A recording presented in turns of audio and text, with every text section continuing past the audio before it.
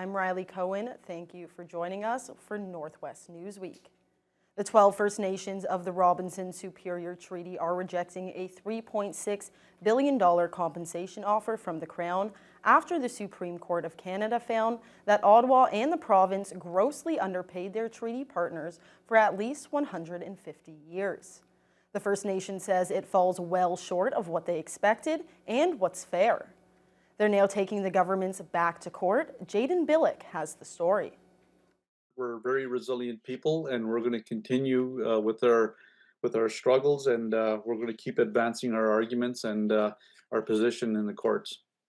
12 Northern First Nations have shot down a multi-billion-dollar offer from the federal and provincial government.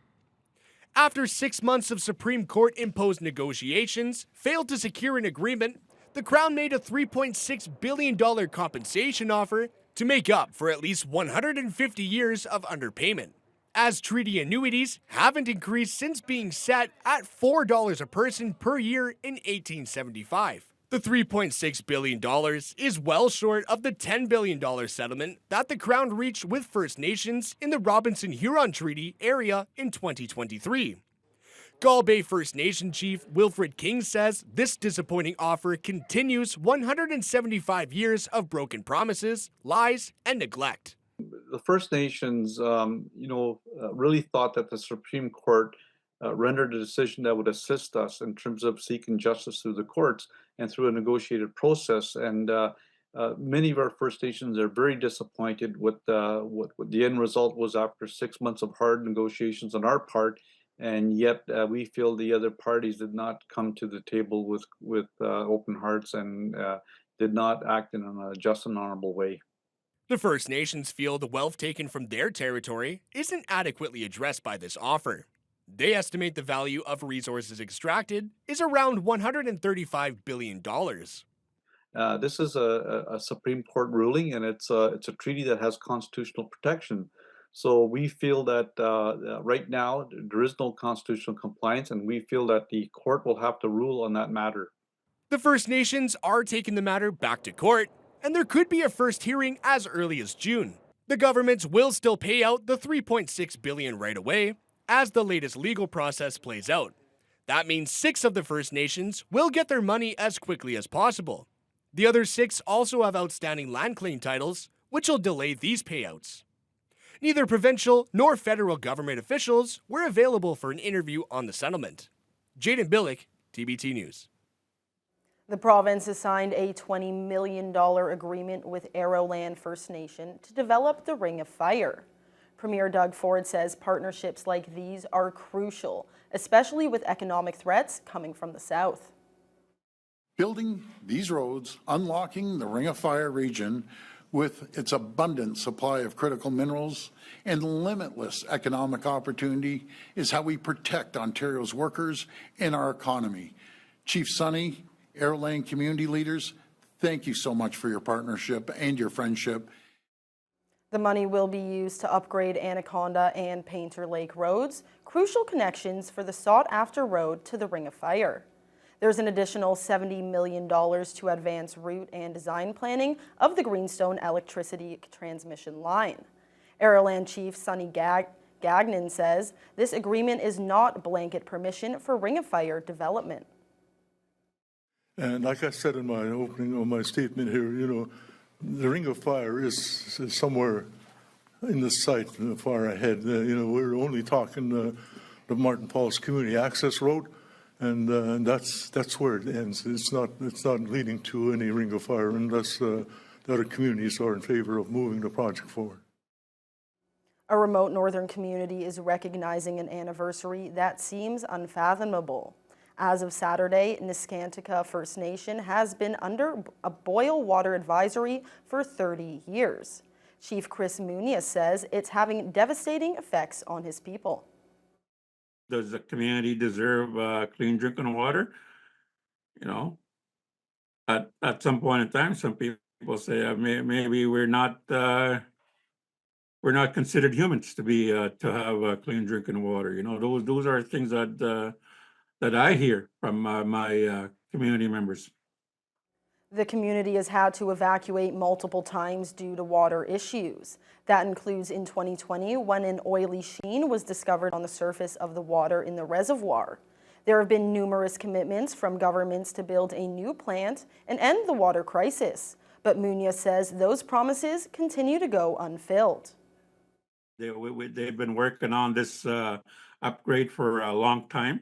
We call it a Frankenstein, but it's something that has not happened, and we continue to have issues with it, and the people that are involved just can't seem to produce clean drinking water to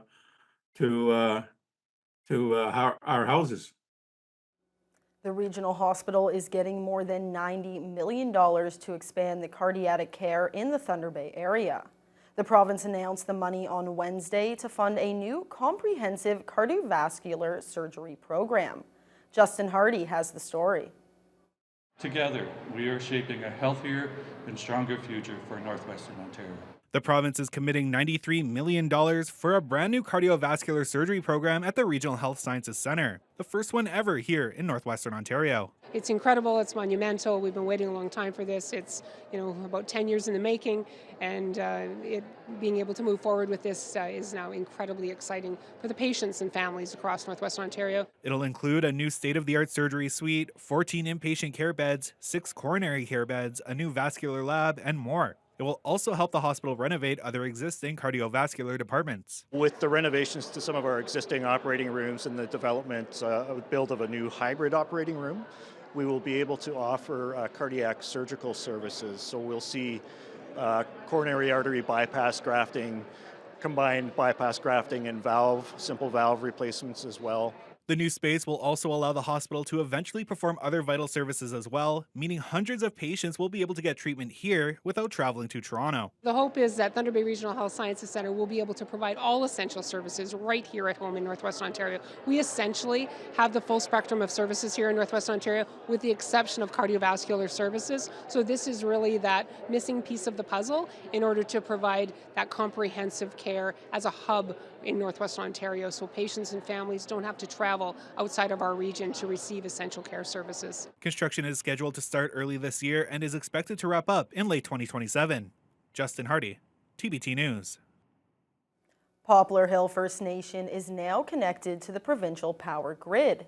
It brings not only light but also relief for families of those reliant on electricity for survival. Once again, Justin Hardy has the story. We worry constantly because of what our child is going through. Maria Child Forever says she's eternally grateful for the reliable energy now in her home due to her community's connection to the Watay-Nikanayat power transmission system. Child Forever's young son is medically reliant on stable energy, and this new connection brings peace of mind for her whole family. He has machines that he's connected with, oxygen for 24/7. And when the power goes out, it only lasts 2 hours for the oxygen tank. And the CPAP machine, it only lasts 6 hours for the battery. Child Forever adds that the family is still keeping a small emergency generator ready should a storm knock out the power line, but it's still much more reliable than the community's old diesel generators. Other members of the community are also thrilled with the new connection, according to Chief Alvin Owen. Oh, I heard there a lot of people are excited, when we had that power got turned on, because sometimes they had problem with we had problem with our generators. The 1,800-kilometer power transmission system will ultimately connect 17 remote communities to provincial power. Watay CEO Margaret Kanekwanash says it's been a long road to travel, but the results are worth it. With Watay-Nikanayat, along with other projects, it's about 34 years in total, and finally reaching that milestone and an accomplishment to bring reliable energy into the north. It's a major milestone for our people. Communities have invested in themselves with this project. They own it to a certain degree till the time management is up, and then the power will eventually be in their hands. All Watay-Nikanayat community assets are energized, with all but 3 fully connected to the Ontario power grid. The remaining communities are expected to be brought online in the coming months. Justin Hardy, TBT News. One person has died in a house fire in Kiiwetinoong this week, just west of Kenora.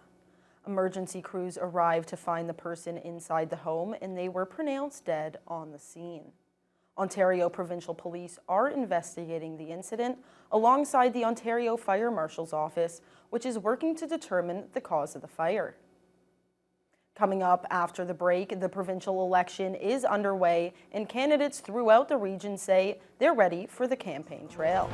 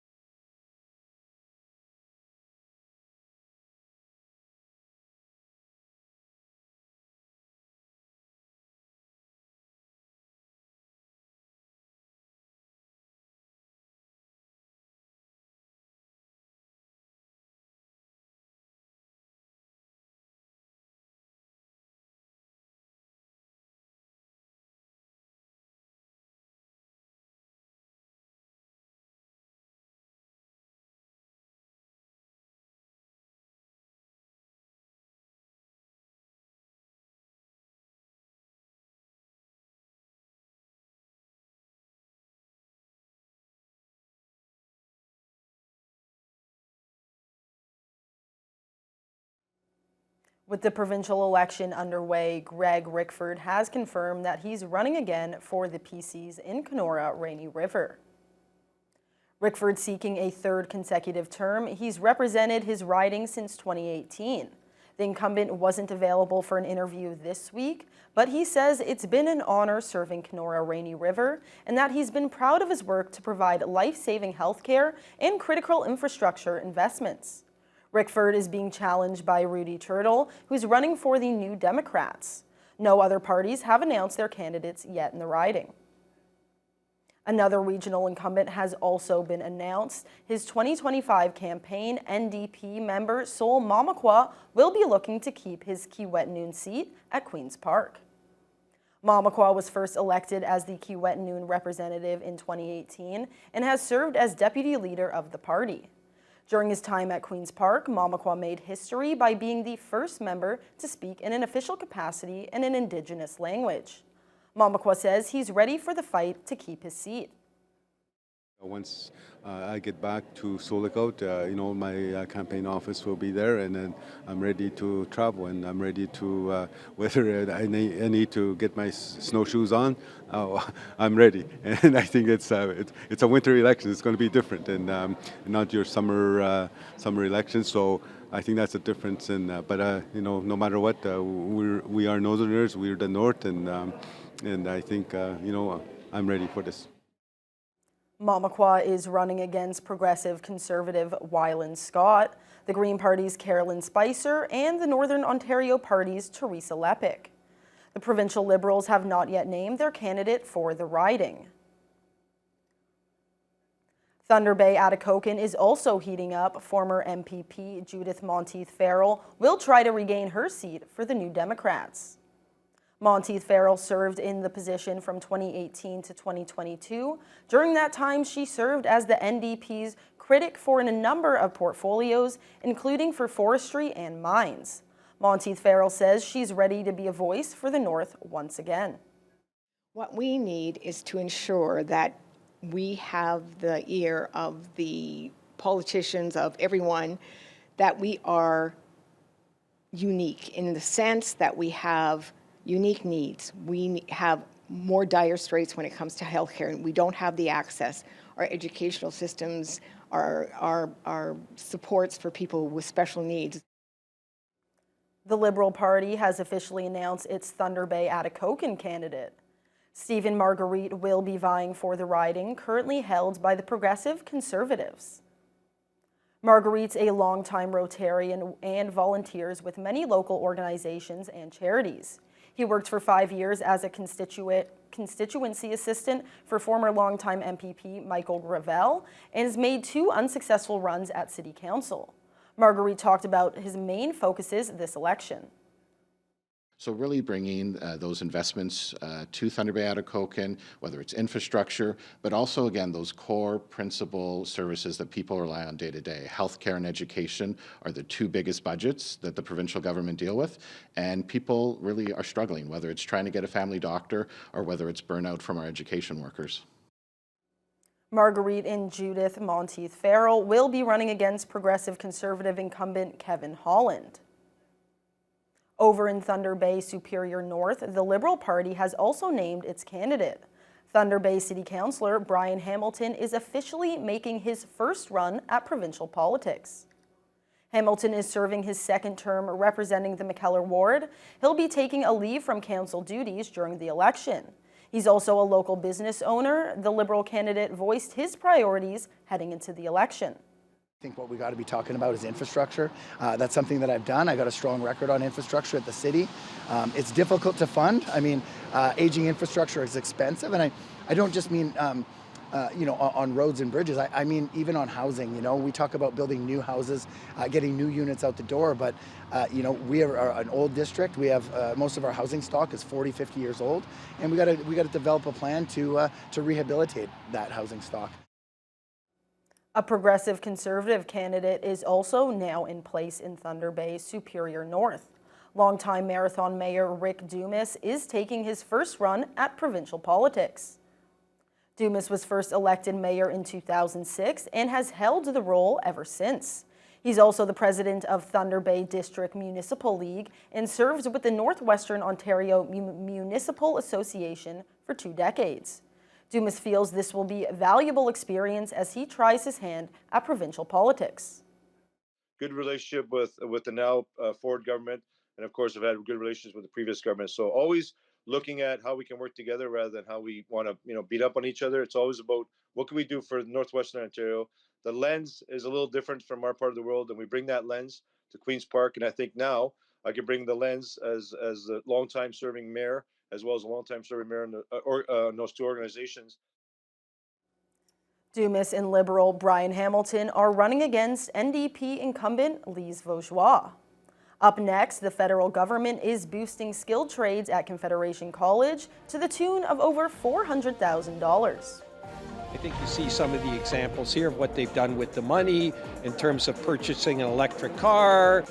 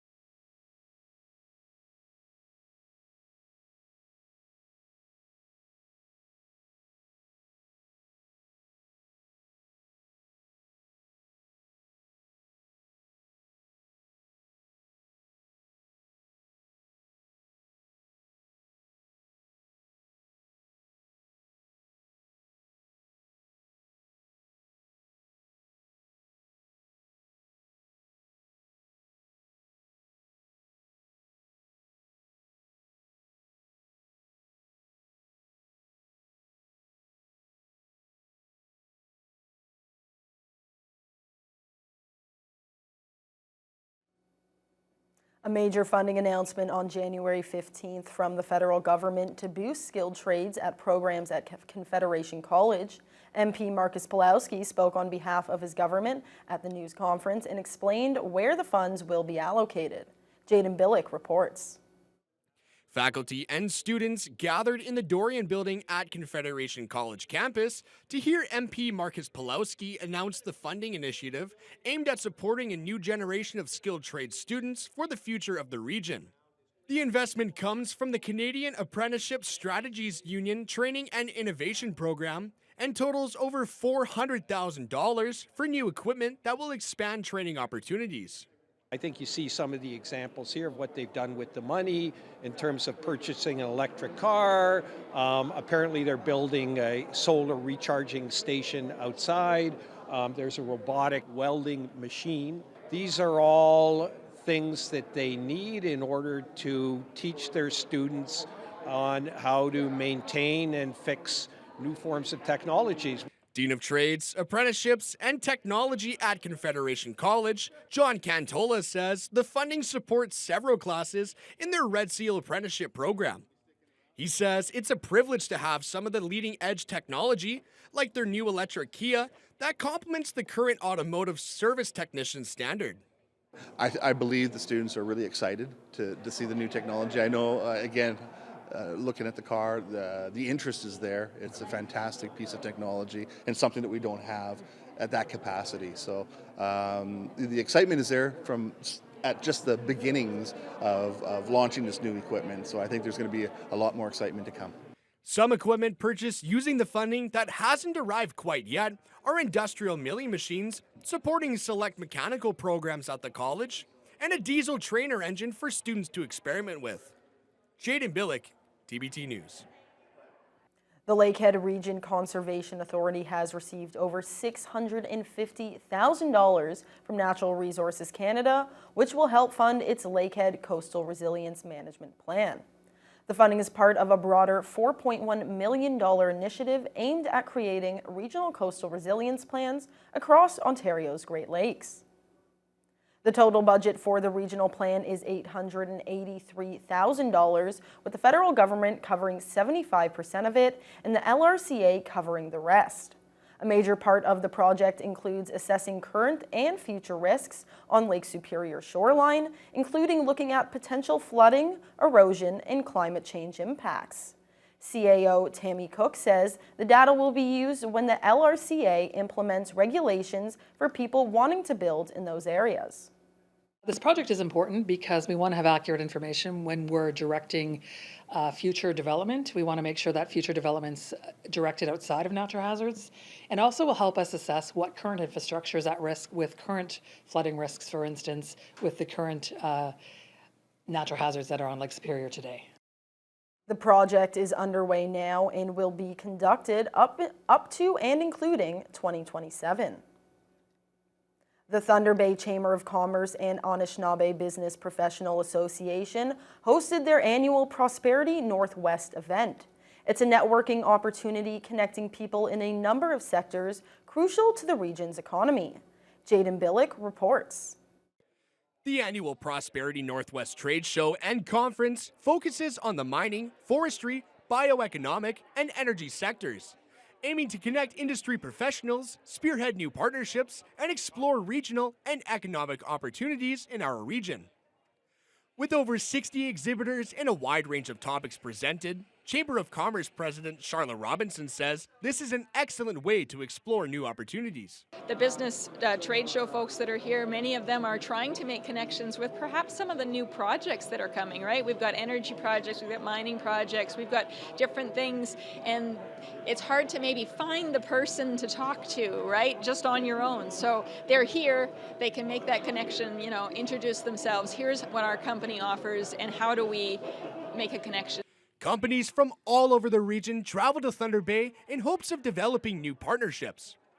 President and CEO of Superior Strategies Inc. and Warrior Engineering, Jason Thompson, says the climate for business in Northwestern Ontario is exciting, and this event is one of the best methods of growing.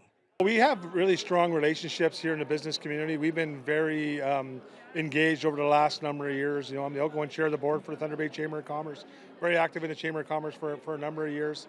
And, I feel it's vitally important for us as Indigenous business folks to be participating in events such as this and being a part of the local economies. Robinson says Prosperity Northwest is all about helping businesses understand what the new upcoming projects are, and provides a story of a small victory that the conference has watched blossom throughout the years. Way back in, 2017, one of the speakers was about the Greenstone gold mine that opened last year. And we've had them here as speakers throughout that sort of process. Last year, they were able to really say, we're opening next year, right? So it was kind of neat to see that pathway of from an idea to we're opening and, we're buying from you already.